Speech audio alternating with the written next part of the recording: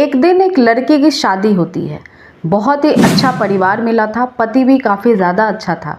शादी के बाद लड़की अपने ससुराल में बहुत ही अच्छे से वक्त बिताती है। लगभग 1-2 साल हो जाते हैं। उसके बाद अचानक से एक दिन लड़की गायब हो जाती है। जब लड़की गायब होती है तो लड़की के पति को काफ़ी चिंता होती है। वो इधर उधर अड़ोस पड़ोस जितने भी लोगों से पूछ सकता था, ढूंढ सकता था, ढूंढने की अपने स्तर पे कोशिश करता है। लेकिन पत्नी का जब कोई भी अता पता नहीं चलता है तब वो सीधे अपनी पत्नी के घर चला जाता है, यानी कि सीधे अपने ससुराल जाता है।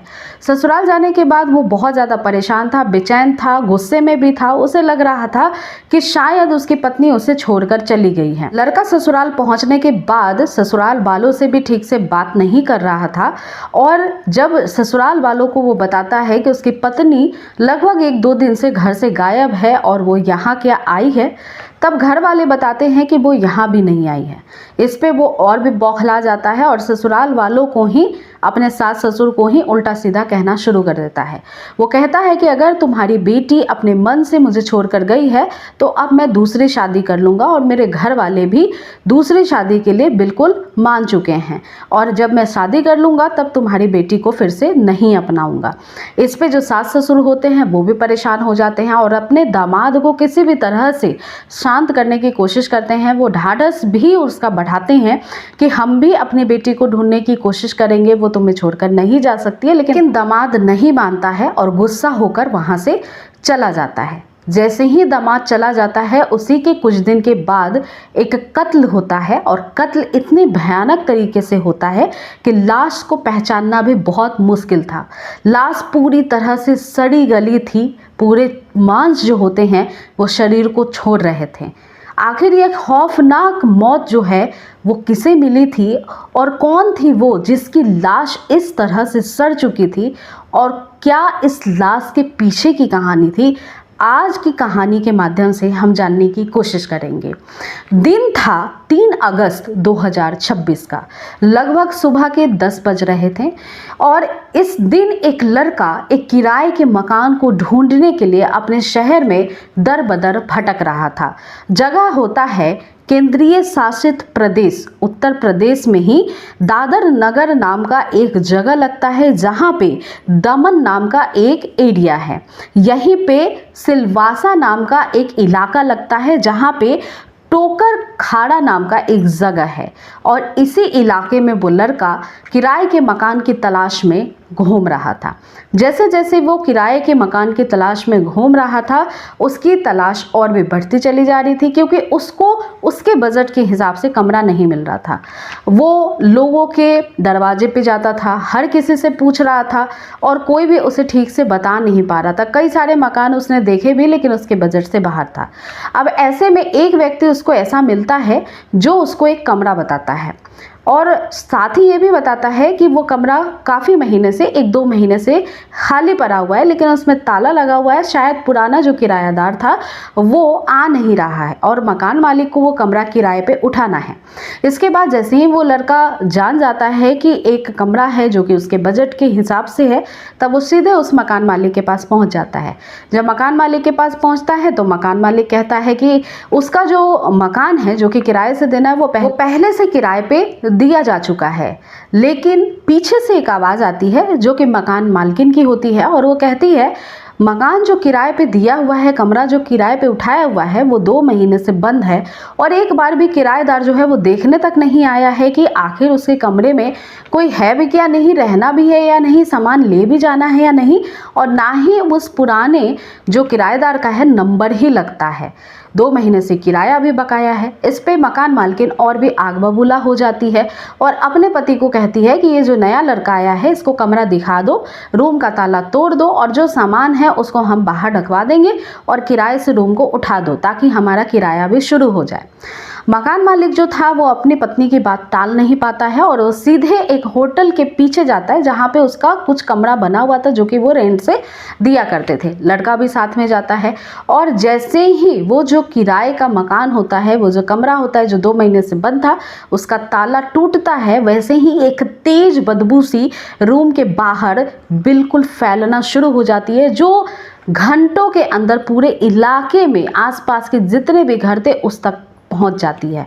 बदबू इतनी खराब थी कि रूम के अंदर घुसना भी मुमकिन नहीं हो पा रहा था, लेकिन जैसे तैसे नाक पे रुमाल बांधकर मकान मालिक अंदर जाता है और छानबीन करने की कोशिश करता है। उसको पहले लगता है शायद हो सकता है कि कुछ ऐसी चीज़ है जो सड़ गई होगी, जो पुरानी पड़ी होगी 2 महीने से, लेकिन बदबू कुछ ऐसी भयानक थी कि आसपास के लोग भी अब इकट्ठा होना शुरू हो जाते कि इतनी गंदी बदबू कहाँ से आ रही है।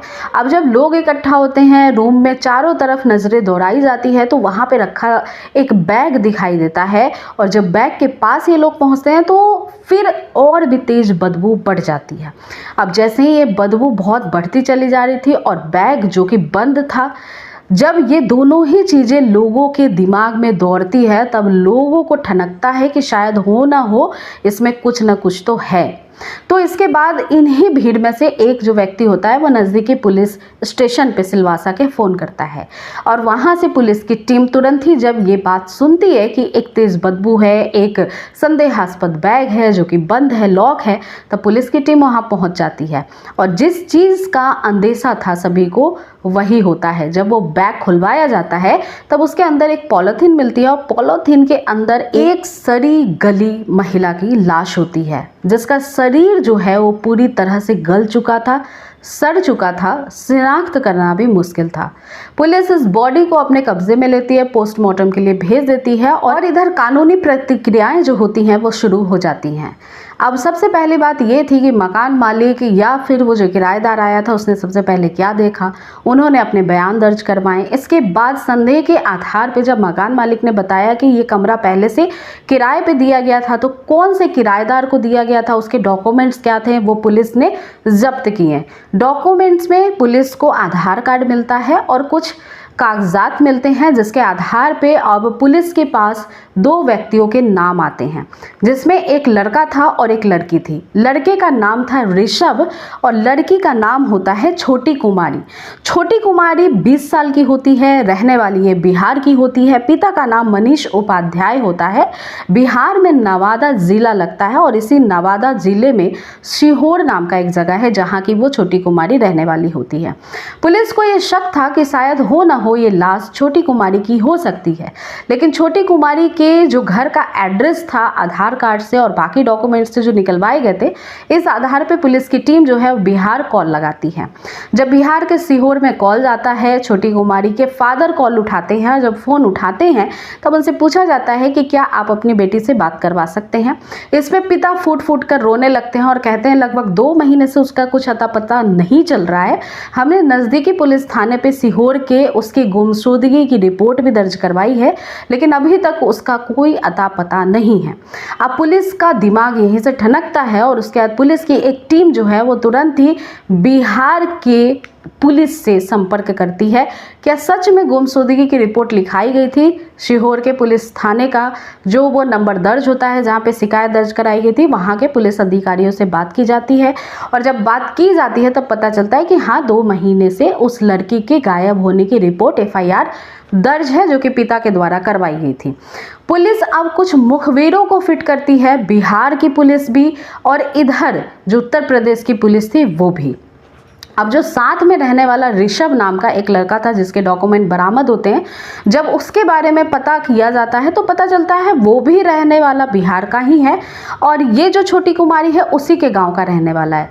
जब उसके घर वालों से संपर्क किया जाता है तो पता चलता है कि वो पिछले 1 साल से अपने घर गया ही नहीं है, और उसका कॉन्टेक्ट नंबर भी जो है वो भी स्विच ऑफ आ रहा है। अब पुलिस का पूरा जो शक होता है वो ऋषभ कुमार सिंह की तरफ आता है, क्योंकि उसका कुछ अता पता चल ही नहीं रहा था। इधर मुखबिर भी लगे हुए थे जो कि ऋषभ कुमार को ढूंढने के पीछे थे, लेकिन एक दिन अचानक से एक इनपुट मिलता है, और इनपुट भी इस वजह से मिलता है क्योंकि पुलिस के पास जो आधार कार्ड ऋषभ कुमार था उसी के आधार कार्ड से एक नंबर इशू करवाया जाता है और वो एक्टिव होता है। उसके एक्टिव होने की जो लोकेशन होती है वो बताई जाती है बनारस की।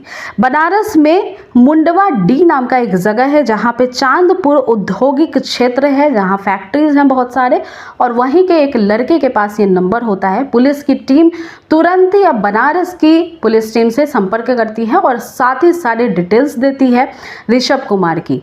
पुलिस तुरंत ही उस नंबर के लोकेशन को ट्रेस करती है। तो एक जो कंपनी है जो जहाँ पे कुछ सामान बनाए जाते हैं वहाँ पे काफ़ी सारे मजदूर काम करते हैं और उसी में से एक मजदूर होता है लड़का जो कि वहाँ पे काम कर रहा था। उसी के पास वो नंबर एक्टिव पाया जाता है। पुलिस की टीम उसको उठाती है और जब उससे पूछती है कि क्या तुम ऋषभ कुमार हो, तब वो अपनी आइडेंटिटी छुपाने की भी कोशिश करता है क्योंकि वो छुप छुपा कर वहाँ पे रह रहा था। उसने काफ़ी हद तक अपना हुलिया भी बदलने की कोशिश की थी, लेकिन कुछ ही देर में पुलिसिया कार्रवाई के बाद ऋषभ अपनी आइडेंटिटी ओरिजिनल बताना शुरू कर देता है। इसके बाद पुलिस जब उससे पूछती है कि आखिर छोटी कुमारी जो तुम्हारे साथ रहा करती थी उसका क्या हुआ, वो कहाँ गई, इधर पोस्टमार्टम की रिपोर्ट भी आ जाती है और रिपोर्ट को जब डीएनए के आधार पे जो छोटी कुमारी के पिताजी हैं, चाचा जी हैं, उनको बुलाया जाता है उत्तर प्रदेश की पुलिस के द्वारा, तब वो पहुंचते हैं हॉस्पिटल और अपना जो ब्लड सैंपल देते हैं उसके साथ डीएनए मैच हो जाता है। तब पुलिस के पास ये पुख्ता जानकारी थी कि वो जो लाश है वो छोटी कुमारी की ही है। इसके बाद अब पुलिस के पास कुछ सबूत भी इकट्ठा हो चुके थे और ऋषभ के मुंह से अब वो सच्चाई सुनना बाकी थी जो वो छुपा रहा था। पुलिस थोड़ी सख्त रवैये के साथ पूछताछ और आगे बढ़ाती है। तब ऋषभ कुछ ही वक्त के बाद अब सच्चाई बोलना शुरू कर देता है। ऋषभ बताता है कि ऋषभ जो है वो छोटी के घर के पास ही रहा करता था, उसी गांव में रहा करता था और जो छोटी कुमारी है इसकी जो शादी हुई थी वो 10 मई 2023 को हुई थी और जब शादी हुई थी तो 1-2 साल जो छोटी कुमारी है वो अपने पति के साथ भी रहती है, लेकिन उसके बाद उसका प्रेम संबंध ऋषभ के साथ शुरू हो जाता है और एक दिन ये दोनों जो हैं अपनी मर्जी से घर छोड़कर चले जाते हैं, यानी एक तरीके से भाग जाते हैं और अपना संसार बसाने की जो सपने इन्होंने देख रखे थे उसकी शुरुआत करते हैं। इसी दो उत्तर प्रदेश जाते हैं, किराए का घर लेते हैं, वहाँ पे रहना शुरू कर देते हैं। कुछ महीने बीतते हैं अच्छे से, लेकिन उसके बाद छोटी को अपने परिवार वालों का ध्यान आने लगता है, बात करने की इच्छा होने लगती है और छोटी कहती है कि अब उसे घर जाना है, घर वालों से मिलना है, बात करना है।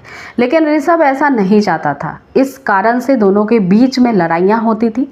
लड़ाइयाँ इतनी बढ़ जाती थी कि दोनों कई दिनों तक एक दूसरे से बात नहीं करते थे। छोटी ऋषभ की बात मानना ही नहीं चाहती थी, वो अपने परिवार वालों से संपर्क करना चाहती थी। लेकिन ऋषभ की परेशानी ये थी कि जब उसने छोटी को गांव से लिया था और अपने साथ लेकर के गया था, तब उसने अपने परिवार वालों को भी सारी सच्चाई बता दी थी और उसने ये यहाँ तक भी कहा था कि अब उसका कोई लेना देना अपने परिवार वालों से या छोटी के परिवार वालों से नहीं है। इस बात की जानकारी ऋषभ के परिवार वालों को थी कि ऋषभ और छोटी जो है वो घर छोड़कर चले गए हैं। इसके बाद कुछ महीने बीत जाते हैं। ऋषभ का कोई संपर्क अपने घर वालों से, छोटी का कोई संपर्क अपने घर वालों से नहीं होता है। लेकिन छोटी जब ये बार बार जिद कर रही थी कि उसको उसके घर जाना है, घर वालों से मिलना है, तब तारीख आती है 9 जून 2026 की। 9 जून 2026 की वो एक ऐसी काली रात थी जिस दिन इसी संबंध में दोनों के बीच में खूब बहस होती हैं, खूब लड़ाइयाँ होती हैं और लड़ाइयाँ इतनी बढ़ जाती है कि ऋषभ छोटी का गला दबाना शुरू कर देता है, यानी उसको अब मार डालना चाहता है। और ऋषभ तब तक छोटी का गला पकड़े रखता है जब तक कि उसकी मौत नहीं हो जाती है। छोटी दम तोड़ देती है। उसके बाद ऋषभ कुछ घंटे वहीं बैठा रहता है और अब वो जो छोटी का बॉडी है उसको अब ठिकाने लगाने की कोशिश में लगा हुआ था। उसको कुछ भी समझ में नहीं आता है। तब वो जाकर के एक पॉलीथीन लाता है, छोटी का पूरा शरीर जो है इस पॉलीथीन के अंदर रखता है। वो बड़ी सी पॉलीथीन थी। उसके बाद उसके पास होती है एक ट्रॉली बैग और वो जो ट्रॉली बैग होती है उसमें उसने अपना सामान रख रखा था। उस सामान को बाहर करता है और फिर छोटी के शरीर को उसमें ठूंस देता है। पैक करने के बाद वो चाह रहा था कि ट्रॉली बैग जो है वो इस किराए के मकान से बाहर ले जाएगा, फिर बॉडी को जो है वो ठिकाने लगाएगा, लेकिन ऐसा हुआ नहीं। ट्रॉली बैग बहुत भारी हो गया और उसका जो पकड़ने का हैंडल था वो टूट गया खींचने के बाद। तब उसे कुछ भी समझ में नहीं आया। उसने वहीं पे वो भरा हुआ बैग छोड़ा, कमरे का ताला बंद किया और वहाँ से सीधे भाग गया। और भागने के बाद अपना पहचान जो है वो बदल कर सीधे बनारस में जाकर के नौकरी एक फैक्ट्री में करना शुरू कर देता है। ये पूरा मामला खुलने के बाद छोटी के परिवार वाले ये समझ ही नहीं पा रहे थे कि वो बच्ची जिसने अपना बसा बसाया घर, जिसने अच्छा खासा ससुराल पति छोड़कर किसी लड़के के भरोसे पूरी ज़िंदगी बिताने के लिए उसका हाथ थामा था, उस लड़के ने ही इतना भयानक कत्ल उसके साथ किया है। ये घटना जो थी वो अपने आप में ही बहुत दुर्भाग्यपूर्ण थी और इससे ये पता चलता है कि किस तरह के मानसिकता के लोग हमारे समाज में हैं। शादीशुदा ज़िंदगी किसी की भी घर गृहस्थी जो है वो किस तरह से बर्बाद हो जाती है। तो आज की कहानी यहीं तक थी। ऋषभ को गिरफ्तार करके जेल भेज दिया गया है और ये पूरा जो मामला है वो अब विचाराधीन है, कानूनी कार्रवाई के अधीन है। अब इसका नतीजा क्या होगा ये भविष्य के गर्भ में छिपा है।